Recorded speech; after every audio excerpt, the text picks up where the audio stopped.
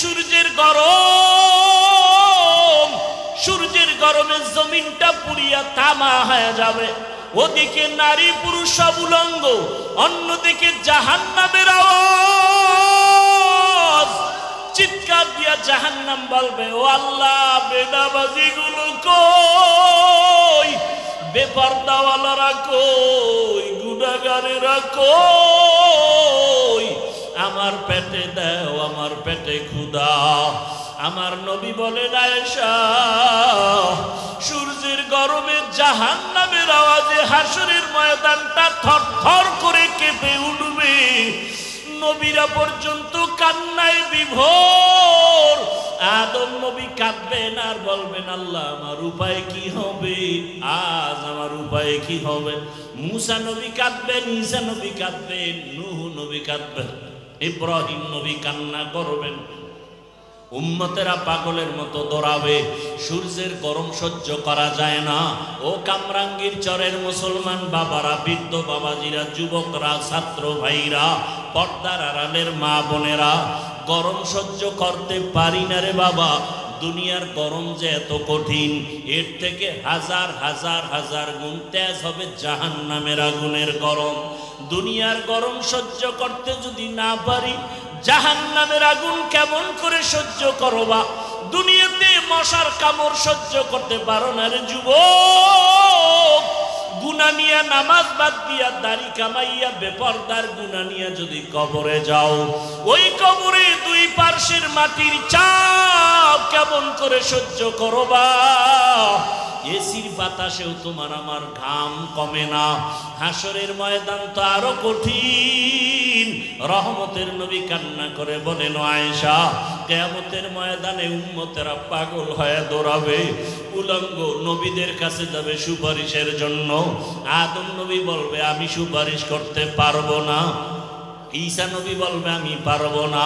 মুসা নবী বলবে, সুপারিশ করতে পারবো না। আল্লাহ বড় রাগান্বিত আওয়াজ দিছেন, লিমানিল মুলকুল ইয়াউমের সাইনবোর্ড লাগায় দিছেন। আমার আল্লাহ আজকে বড় রাগ হয়ে গেছেন। আল্লাহ ধমক দিয়া, চিৎকার দিয়া বলবে কুদরতি আওয়াজে, ও দুনিয়ার রাজা বাদশারা, আয়, দুনিয়াতে কত মাস্তানি বাহাদুরি করেছো, আজকে আমার সামনে রাজত্ব দেখায়া দাও। আল্লাহর প্রশ্নের সামনে কেউ দাঁড়াতে পারবে না। আম্মা জান বলেন, ইয়া রাসূলুল্লাহ, এমন কঠিন সময় উম্মতের কি উপায় হবে? আমার নবী বলেন, ও আয়েশা, ওই সময় উম্মতেরা সব নবীদের থেকে ঘুরে ঘুরে খুঁজবে রহমতের নবী কই, আমাকে তালাশ করবে, রহমতের নবী কোথায়? আল্লাহর নবীর প্রশ্নের জবাবে আম্মা জান বললেন, ইয়া রাসূলুল্লাহ, উম্মতেরা আপনারে কোথায় তালাশ করবে? রহমতের নবী কাঁদেন আর বলেন, আয়েশা, আমি তখন আমার মালিকের সামনে মাকামে মাহমুদ, মাকামে মাহমুদে সেজদায় পড়ে কান্না করব। ঈসা নবী কাঁদবেন নিজের চিন্তায়, মুসা নবী কাঁদবেন নিজের চিন্তায়, ইব্রাহিম নবী কাঁদবেন নিজের চিন্তায়, আদম নবী কান্না করবেন নিজের জন্য। একমাত্র আমি মুহাম্মদ আমার মালিকের কুদরতের সামনে কান্না করব সেজদায় পড়িয়া, একবারও নিজের চিন্তায় কান্না করব না। আমি বারবার কান্না করব আর বলবো, হে আল্লাহ, আমার উম্মত, আমার উম্মত, আমার উম্মত। আমার আল্লাহ পাক তখন দয়ার নজর দিয়া বলবেন, নবী, আপনি কাঁদবেন না, আপনি মাথা উঁচু করেন, আপনার উম্মত গুলো ধরে ধরে আপনি জান্নাতের দিকে নিয়ে যান। আম্মা জান আয়েশা বলেন, ইয়া রাসূলুল্লাহ, তখন আপনি কি করবেন? রহমতের নবী বলেন, আমি তখন উম্মত গুলো ধরে ধরে আমি জান্নাতের রাস্তায় নিয়ে যাব। আম্মা জান প্রশ্ন করলেন, ইয়া রাসূলুল্লাহ, কোটি কোটি কোটি মানুষের ভেতরে উম্মতের চিনবেন কি করে?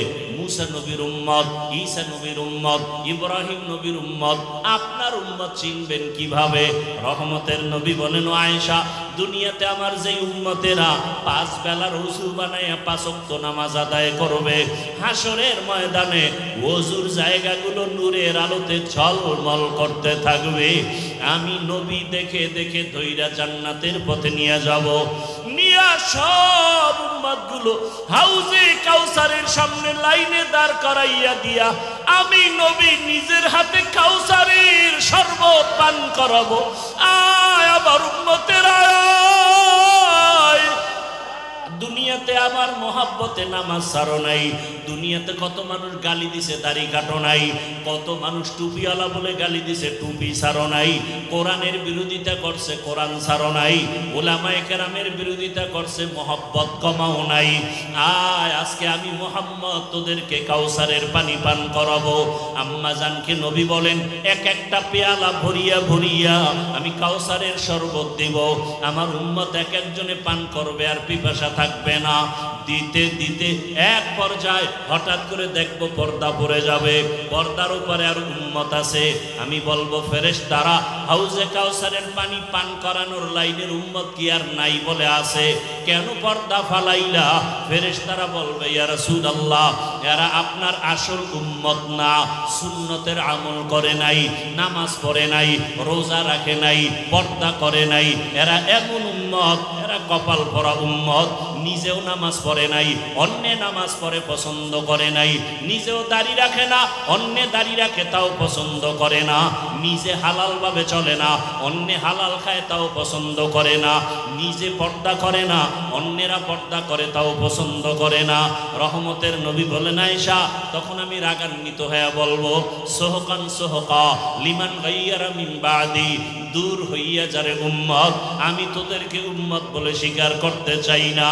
গাইবি আওয়াজ তখন শুরু হয়ে যাবে, আওয়াজ আসবে জাহান্নামের ফেরেশতারা ওদের ধর, জাহান্নামের শিকল লাগাইয়া জাহান্নামের রাস্তায় নিতে থাকো, জাহান্নামের আগুনের গরমে চামড়াগুলো খসে খসে পড়ে যাবে। ও দুনিয়ার গুনাহগারের দল, ও আমার কলিজার যুবক, আজকে এতক্ষণ তোমাদের বয়ান করিয়া আমি বলি না তুমি টুপি লাগাও, স্কুল কলেজ বন্ধ করে মাদ্রাসায় যাও, বরং আমি বলবো বাবা তুমি স্কুলে পড়ো, কলেজে পড়ো, চাকরি করো, ব্যবসা করো, বাধা নাই। তোমার মতো কত চাকরি করনেওয়ালা, ব্যবসা করনেওয়ালা যুবক জেনারেল লাইনে স্কুলে পড়ে, কলেজে পড়ে, ব্যবসা করে, নামাজ ছাড়ে না, বেপরদায় চলে না। কত যুবক স্কুলে পড়ে নামাজি, কলেজে পড়িয়াও নামাজ ছাড়ে না, ভার্সিটিতে পড়ে নামাজ বাদ দেয় না, চাকরি করে নামাজ ছাড়ে না, র্যাব আর্মি পুলিশ বিডিআরের চাকরি করে, নামাজি অভাব নাই। বলো তুমি কেন পারবা না? ও যুবক বাবারা, তোমার মতো কত জেনারেল লাইনের যুবকেরা রাস্তায় গাড়ি চালায়, নামাজ ছাড়ে না, বলো তুমি কেন পারবা না? কয়দিন আর যৌবনের বাহাদুরি করবা, ক্ষমতার বাহাদুরি করবা? তাকাইয়া কি দেখো না পাঁচতলার মালিক আজকে বিল্ডিং সারিয়া জঙ্গলে দৌড়ায়, টাকার মালিক ব্যাংকে টাকা রাখিয়া না খাইয়া মরে। এদিক দেখিয়া কেন এখনো তওবা করো না? আল্লাহর কাছে গুনার কথা স্মরণ করে তওবা করো। তোমার মতো যুবক অন্তরের প্রশ্ন করো রে মন, আমার মতো যুবক যদি স্কুল কলেজে পড়িয়া নামাজ পড়ে আমি কেন পারবো না? রাস্তায় গাড়ি চালায় নামাজ পড়ে আমি কেন পারবো না? নদীর মধ্যে কাজ করে নামাজ পড়ে আমি কেন পারবো না? এখনো সময় আছে, তওবা করো। বাইতুল্লাহ এমন একটা ঘর, ইন্না আউয়ালা বাইতিন উযিআ লিন-নাস লাল্লাযী বিবাক্কাতা মুবারাকাও ওয়া হুদা মুবারাকাও ওয়া হুদাল লিল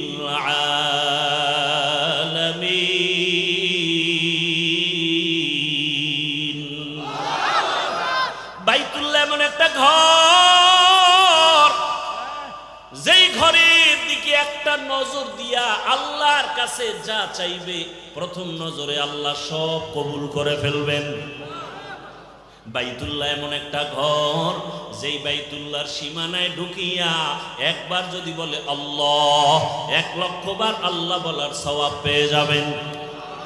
বাইতুল্লাহর এরিয়া কতটুকু জানেননি? ওই যে তাওয়াফ করে এতটুকু না, জেদ্দা বিমানবন্দর থেকে গাড়িতে যখন মক্কায় ঢুকে রাস্তার মাঝে একটা রেহাল আছে, রেহাল দেখছেন? ওই রেহাল হলো বাইতুল্লাহর সীমানার শেষ। ওই রেহালের এরিয়ায় ঢুকেই যদি বলে আল্লাহ, 1,00,000 বার আল্লাহ বলার সওয়াব। ওই বাইতুল্লাহর এরিয়ায় ঢুকিয়া যদি বলে সুবহানাল্লাহ, 1,00,000 বার সুবহানাল্লাহ বলার সওয়াব। এত বড় দামি একটা বাইতুল্লাহ আল্লাহর ঘর, এত দামি একটা ঘর আল্লাহ বানায় দিলেন।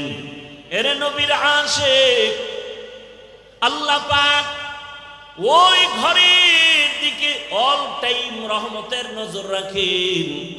ওই ঘরের দিকে যদি কেউ তাকায় থাকে, কিছু বলেও না, শুধু তাকায় তাকায় দেখে আমার মালিকের ঘর, আমল নামায় অনবরত সওয়াব আর সওয়াব। এর নবীর আশিক, আল্লাহ এমন একটা হেদায়েতের ঘর আমাদের জন্য বানায় দিলেন। আল্লাহ তাআলা বলেন, ও দুনিয়ার মানুষ, ওই বাইতুল্লাহর এরিয়ার মধ্যে কোনো বেঈমান কিয়ামত পর্যন্ত ঢুকতে পারবে না, হারাম। এমনকি কোনো অপরাধীও যদি অপরাধ করে ঢুকে, চোখের গরম দেওয়া যাবে না, হারাম। কেন? বলে বাইতুল্লাহর পুরো সীমানাটা নিরাপদ এরিয়া, এখানে আল্লাহ কিয়ামত পর্যন্ত নিরাপত্তা দিয়ে দিবেন কসম খাইয়া। ওয়াত্তিনি ওয়াজ্জাইতুন ওয়া তুরি সিনিন ওয়া হাযাল বালাদিল আমিন। তিনের কসম, জৈতুনের কসম, তুরে সিনার কসম, নিরাপদ শহর মক্কা নগরীর কসম। এমন একটা ঘর আল্লাহ বানায় দিলেন বাইতুল্লাহ, যেই বাইতুল্লাহর সফর থেকে যদি কেউ বের হয়, নবী বলেন মায়ের গর্ভ থেকে বাচ্চা যেমন নিষ্পাপ বের হয়, বাইতুল্লাহর মুসাফিরটাও গুনাহ থেকে নিষ্পাপ বের হয়ে যায়। এর নবীর আশিক, আল্লাহ তাআলা মর্যাদা বাড়াবেন যদি হারাম থেকে নিজেরে বাঁচাও। আল্লাহ তাআলা ওয়াদা করে বলেন কোরআনের ভেতরে, ওয়া আম্মা মান খাফা মাকামা রাব্বিহি ওয়া নাহান নাফসা আনিল হাওয়া ফাইন্নাল জান্নাতা হিয়াল মাওয়া। হাসরের ময়দানে দাঁড়াইয়া আল্লাহর আদালতে হিসাব দেওয়ার ভয়, দুনিয়াতেই যারা গুনাহ থেকে নিজেরে বাঁচায় রাখবে, আল্লাহ বলেন আমি ওয়াদা করলাম বিনা হিসাবে তারে জান্নাত দিয়ে দিব। হাসরের ময়দানে দাঁড়াইয়া হিসাব দেওয়া বড় ভয়ঙ্কর এক হালাত। ওই দিনের ভয়টা কেমন ভয়, ও দুনিয়ার মানুষ কল্পনাও করা যায় না। এর নবীর আশিক, ওই হাসরের ময়দানের চিন্তা করে করে করে নবী বলেন আমার অল্প বয়সে আমার চুল দাড়ি সাদা হওয়ার উপক্রম হয়ে গেল। রহমতের নবী একদিন সাহাবায়ে কেরামদের জিজ্ঞাসা করলেন, মরণটাকে তোমরা কত কাছে মনে করো? একজন সাহাবী দাঁড়ায় বললেন, ইয়া রাসূলুল্লাহ, ফজরের নামাজের পরে আমি অপেক্ষায় থাকি জোহরের নামাজ পর্যন্ত, এর আগেও মরণ হতে পারে, ভয় লাগে। আর একজন সাহাবী বললেন, রহমতের নবী আমার মরণটা আমি মনে করি জোহরের নামাজ পড়ার পরে, আমার ভয় আসরের নামাজ পর্যন্ত থাকে, না জানি আসর পড়তে না পারি। আর একজন সাহাবী বলেন, আমি মরণটারে আরো কাছে মনে করি, বলে আসরের নামাজ আদায়ের পরে অপেক্ষায় থাকি, মাগরিব না জানি পড়তে না পারি, আজরাইল এসে হাজির হয়। রহমতের নবী বলেন, মরণ এত দূরে না, মরণ আরো কাছে, অনেক কাছে। বলে কত কাছে? রহমতের নবী বলেন, আমি ডান দিকে যখন সালামটা ফিরাই, বাম দিকে সালাম ফিরাইতে ভয় পাই, মাঝখানে আজরাইল আসতে পারে। এর নবীর আশিক, আল্লাহর আদালত বড় ভয়ঙ্কর। আল্লাহ এজন্য বারবার বারবার বলেন আমাকে ভয় করো, আমাকে ভয় করো। যেই রহমতের নবীকে মক্কা নগরীতে পাঠাইছেন, ওই রহমতের নবীর কারণে পুরা দুনিয়াটা আলোকিত হয়ে গেল। রহমতের নবীও আল্লাহর কাছে বড় দামি। কেমন দামি? আল্লাহর পবিত্র কোরআনে নবীদের নাম ধরে ডাকছেন, ইয়া ইয়াহইয়া, ইয়া মুসা, ইয়া ঈসা, ওয়া নাদাইনাহু ইয়া ইব্রাহিম। কোরআনে আমার নবীর নাম ধরে কোথাও ডাকেন নাই। সমস্ত নবীদের নবুয়ত দান করেছেন আল্লাহ, সমস্ত নবীদের নবুয়তের জন্য বাছাই করেছেন আল্লাহ নিজে, সমস্ত নবীদেরকে রসুলের উপাধি দিয়েছেন নবীদের মধ্যে আল্লাহ। কিন্তু সব নবী আল্লাহর কাছে কাছের, রসুল আল্লাহর প্রিয়। আমার নবী আমার রসুল আল্লাহর কাছে বড় প্রিয়। ঈসা নবী আল্লাহর প্রিয়, মুসা নবী আল্লাহর বড় প্রিয়, ইব্রাহিম নবী আল্লাহর বড় প্রিয়, আমার নবীও আল্লাহর কাছে বড় প্রিয়। তবে ব্যবধানটা কি? সব নবী রসুল আমার আল্লাহ তাআলার আশিক, আর আমার আল্লাহ একা হলেন মুহাম্মদের আশিক। ব্যবধান আছে না নাই? সব নবী রসুল কার আশিক? আল্লাহর আশিক। আল্লাহ কার আশিক বলেন না কেন? রহমতের নবীর আশিক। সেই রহমতের নবী, যেই রহমতের নবীকে আমার আল্লাহ কত মর্যাদা দান করেছে। শুধু মর্যাদার আয়াতগুলো যদি তেলাওয়াত করি অনেক সময় চলে যাবে। রহমতের নবীর কোনো ছেলে নাই। এমন এক সময় আসলেন যেই সময় কন্যাদের আরবের বেঈমানরা পছন্দ করে না, নারীদের পছন্দ করে না, বিধবা পছন্দ করে না। ওই সময় রহমতের নবীকে আল্লাহ পাঠাইয়া নারীদের মর্যাদা অক্ষুণ্ণ করলেন। রহমতের নবী সে তো আল্লাহর বাছাই করা পেয়ারা নবী। সেই নবীর শক্তি কত পূরণ, সারা দুনিয়ার সাথে তুলনা নাই। সেই নবীর 25 বছরের কালে যৌবন কত প্রখর, কত শক্তি। কিন্তু আমার আল্লাহর কুদরতি নিজাম 40 বছরের বিধবা নারী খাদিজাকে নবী বিয়া করলেন। নবীর প্রথম বিবি আম্মাজান খাদিজা রাদিয়াল্লাহু আনহা 40 বছরের বিধবা নারী। 2 জন স্বামী বিদায়ের পর তৃতীয় হিসাবে রহমতের নবী আসলেন। আম্মাজান খাদিজার সন্তান হলো একাধিক। রহমতের নবীর ঘরে পরে আসছেন।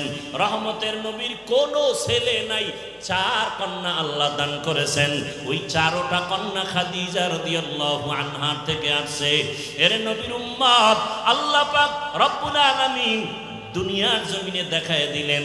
রহমতের নবী আসিয়া বিধবা নারীকে বিয়ে করে প্রমাণ করলেন নারীর সম্মান দুনিয়ার কেউ যদি না দেয়, ইসলাম নারীর সম্মান দিয়েছে। এইটা না বুঝিয়া কিছু আম্মা জানেরা, সাথে কিছু লম্পটের দলেরা নাইমা রাস্তায় স্লোগান দেয় আমরা সমান অধিকার চাই। এরা নারীর সম্মান চায় না, এরা নারীর দুশ্মন, চরিত্রহীন লম্পট। ইসলাম ছাড়া নারীর মর্যাদা পৃথিবীতে কোনো ধর্মে, হিন্দু ধর্মের ভিতরে নারীর উপরে জুলুম, খ্রিস্টান ধর্মের কিতাবগুলো নারীর উপরে জুলুম, ইহুদি ধর্মের কিতাবগুলো নারীর উপরে জুলুম, বৌদ্ধ ধর্মের কিতাব খুলে দেখো নারীর উপরে জুলুম। একমাত্র নারীর উপরে এহসান করেছে ইসলাম।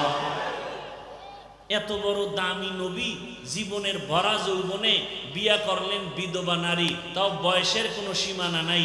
রসুলের বয়স 25, মা খাদিজার বয়স 40।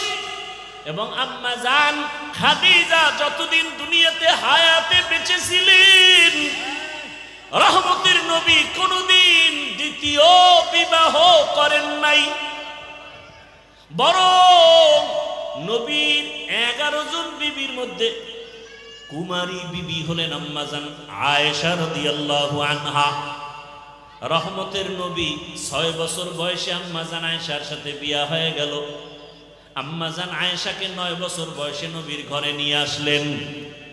18 বছর বয়স যখন আম্মা জানের হয়, রহমতের নবী দুনিয়া থেকে চলে গেলেন।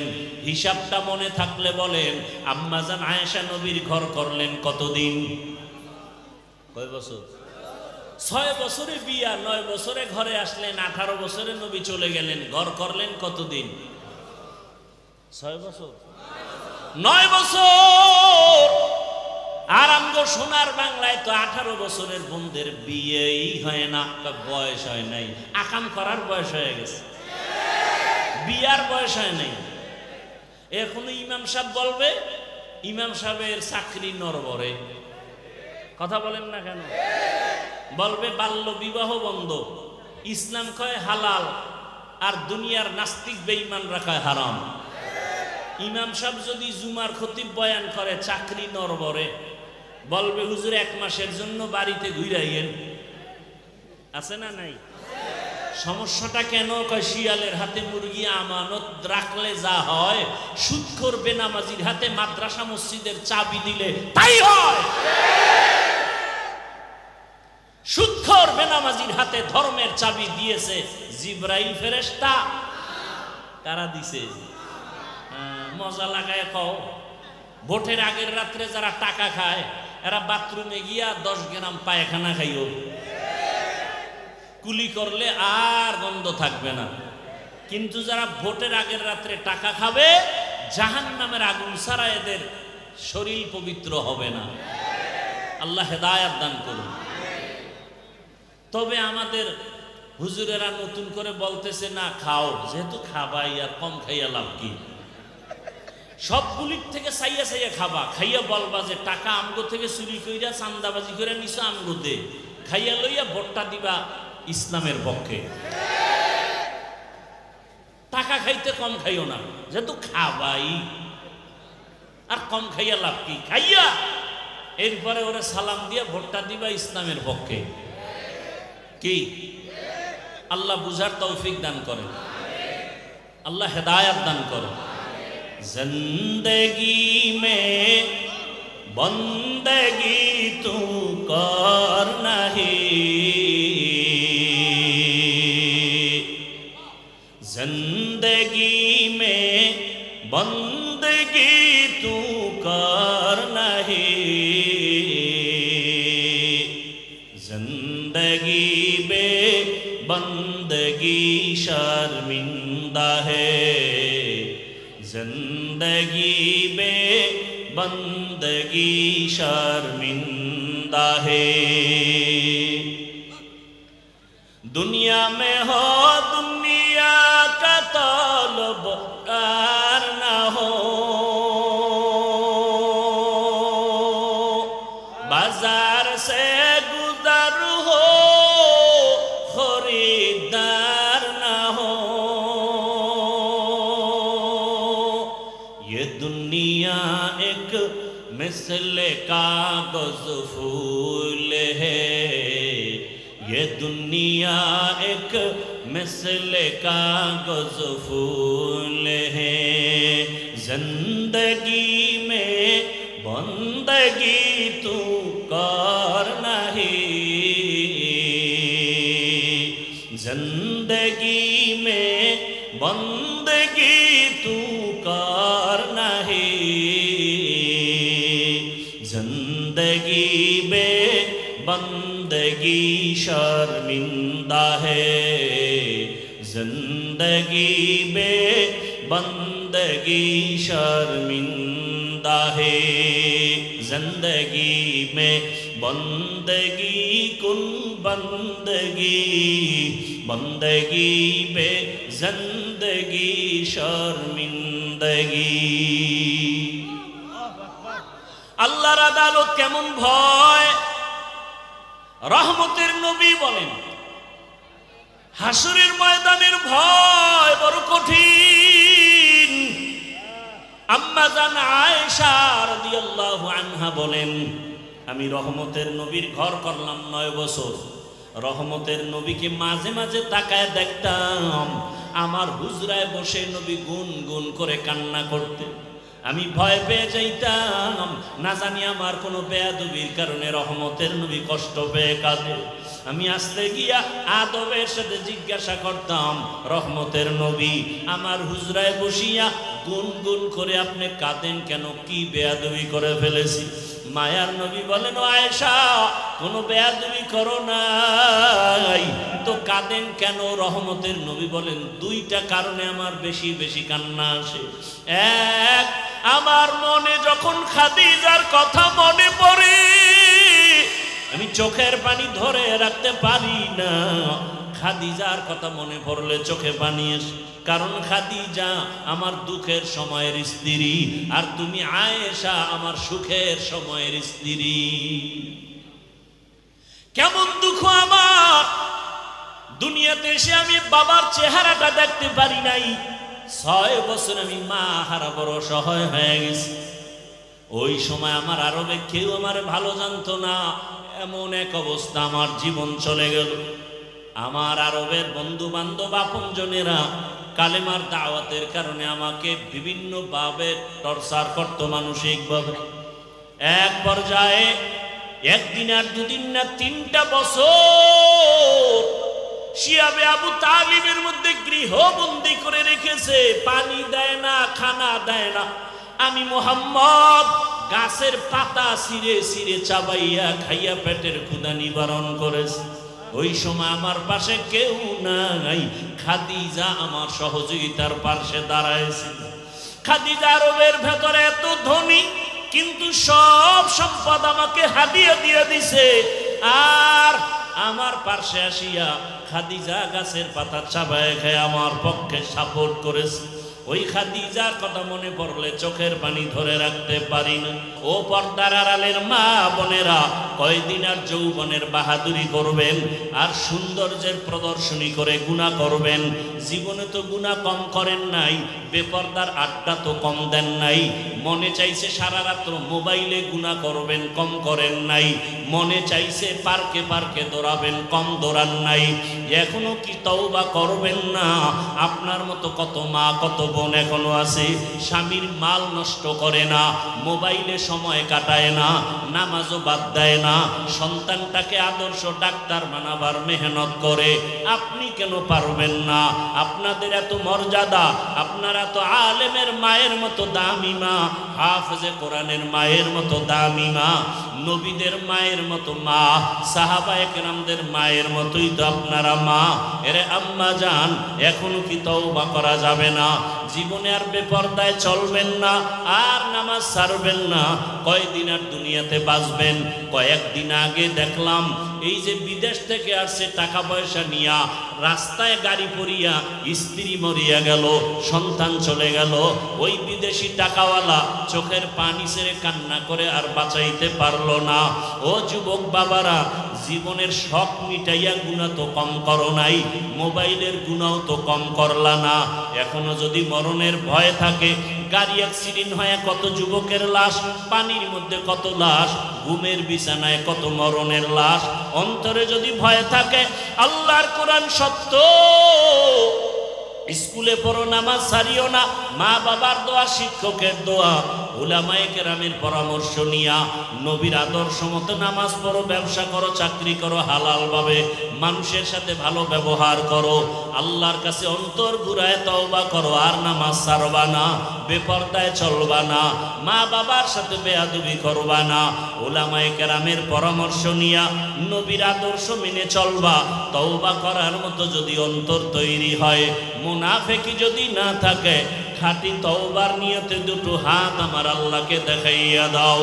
আয় আল্লাহ, হাতগুলো কবুল করে নেন, তওবা কবুল করে নেন। আয় আল্লাহ, জাহান্নামের গুনাহ থেকে বাঁচায়া দেন।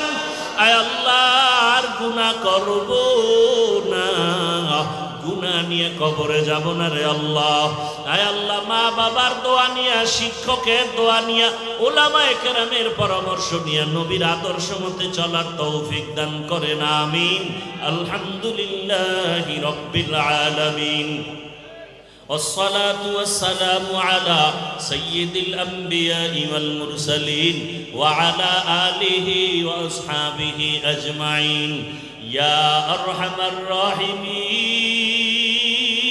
الراحمين يا أرحم الراحمين يا أرحم الراحمين رب ارحمهما كما ربياني صغيرا اللهم إنك عفو كريم تحب العفو فاعف عنا اللهم إنا نسألك رضاك والجنة ونعوذ بك من سخطك والنار اللهم ارحمني بترك المعاصي اللهم ارحمني بترك المعاصي اللهم ارحمني بترك المعاصي اللهم إنا نسألك بأن لك الحمد لا إله إلا أنت المنان يا بديع السماوات والأرض يا ذا الجلال والإكرام يا حي يا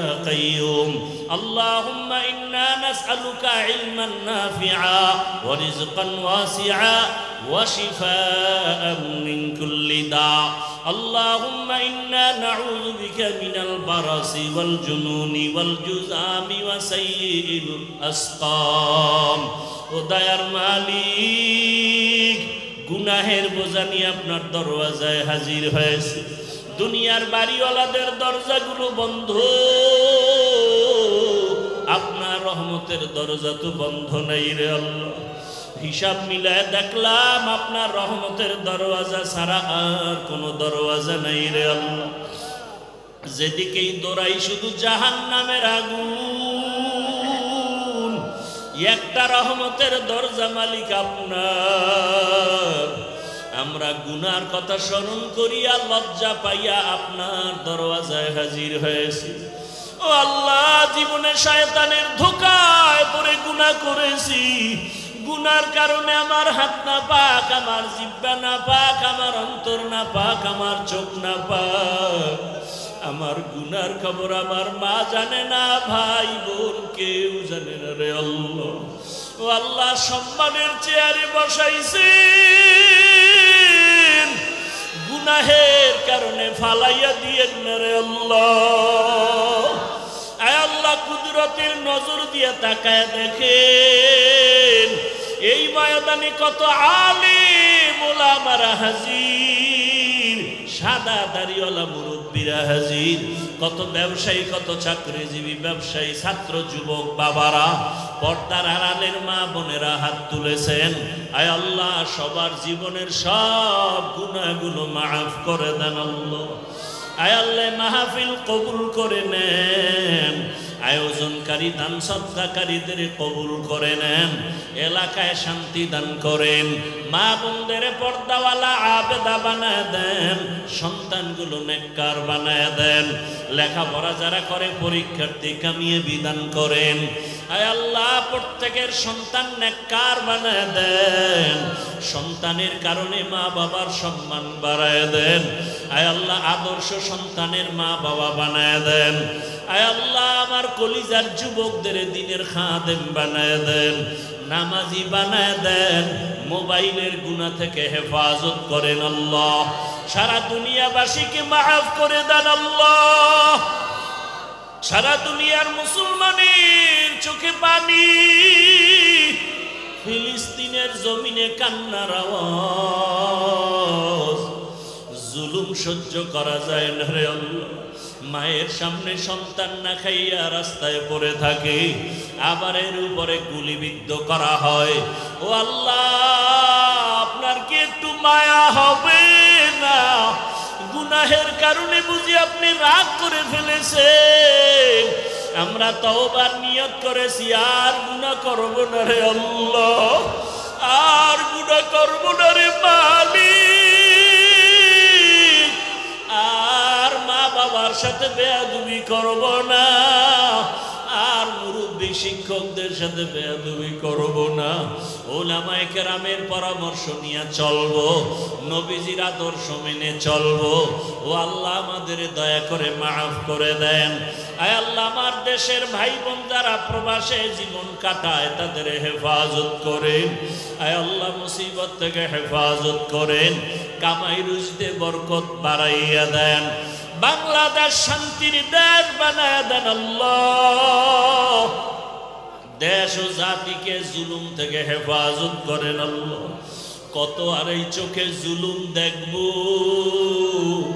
আয় আল্লাহ মাকে সন্তান জবাই করে সন্তানকে মা জবাই করে ও আল্লাহ এত আলেম ওলামা মাদ্রাসা পীর মাশায়েখ ও আল্লাহ এত আজ মাহফিল এরপরও কেন আমার দেশে এত জুলুম আয় আল্লাহ ব্যবসায়ীরা জুলুমের কারণে শান্তিতে নাই চাকরিজীবীরা জুলুমের কারণে শান্তিতে নাই আয় আল্লাহ কুদরতের দ্বারা জালেমদের হেদায়াত দান করেন হেদায়াত যদি না থাকে ধ্বংস করে দেন আল্লাহ জালেমদের হেদায়াত